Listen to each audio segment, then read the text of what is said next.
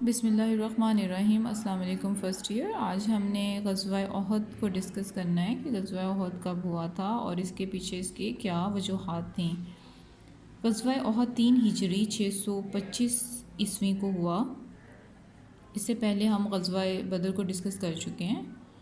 اب غزوہ احد کرنے کے پیچھے کیا وجوہات تھیں۔ سب سے پہلے وقار کی بحالی کا مسئلہ ہے۔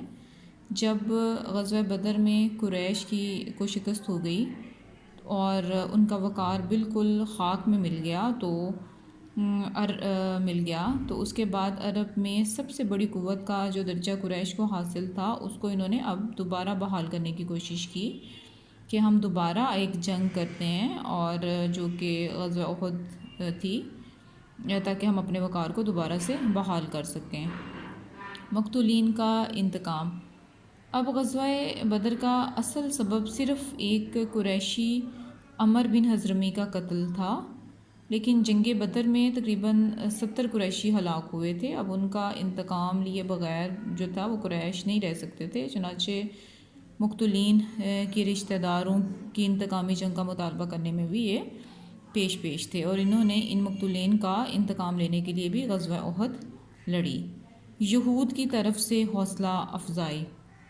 غزوہ بدر سے پہلے جو مدینہ میں جتنے بھی یہودی قبائل تھے ان کے قریش کے ساتھ بڑے اچھے تعلقات تھے، اور بدر کے موقع پر بھی ان کی تقریباً تمام سمپتھیز اہل مکہ کے ساتھ تھیں، لیکن بدر کے بعد انہوں نے کھلم کھلا قریش کو انتقام لینے کے لیے مدینہ پر حملہ کی ترغیب دی، اور اس میں ان کا سردار جو تھا وہ کعب بن اشرف خود مکہ آیا تھا، اور اس نے اشراف عرب کی موت پر مرثیہ کہا اور قریش میں انتقام کی آگ بھڑکائی، اور انہیں ہر طرح کی امداد کا بھی اس نے یقین دلایا تھا۔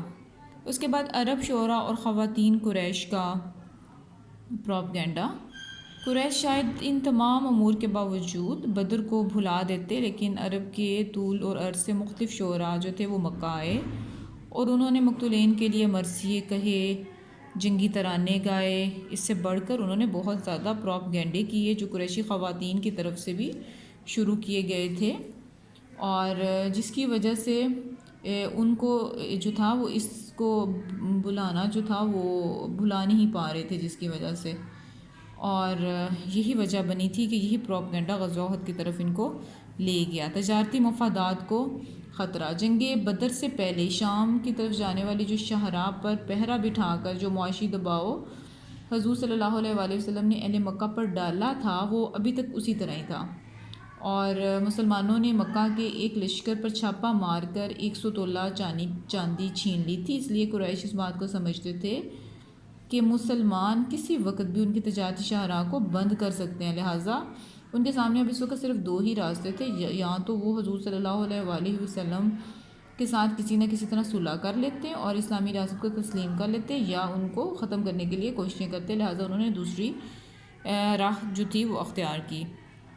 اور سب سے آخری جو غزوہ احد کی وجہ تھی وہ ابو سفیان کا قافلہ تھا، ابو سفیان کے وقار کا مسئلہ تھا، ابو سفیان کے وقار کا مسئلہ ہے۔ اس میں غزوہ احد کے اسباب میں سے ایک وجہ یہ بھی تھی کہ ابو سفیان کے قافلے کا جو منافع تھا وہ اہل مکہ اسلامی حکومت کے خلاف جنگ کے لیے وقف کر چکے تھے، چنانچہ اس جنگی فنڈ سے بدستور جنگی تیاریاں کی جا رہی تھیں، اور اس سے فائدہ اٹھانا ابو سفیان کے ایک وقار کا بہت بڑا مسئلہ تھا، اور یہ تمام وجوہات تھیں جنہوں نے غزوہ بدر میں قریش مکہ کو ہارنے کے بعد غزوہ احد کی طرف جو تھا وہ لے کر گئے تھے یہ تمام چیزیں۔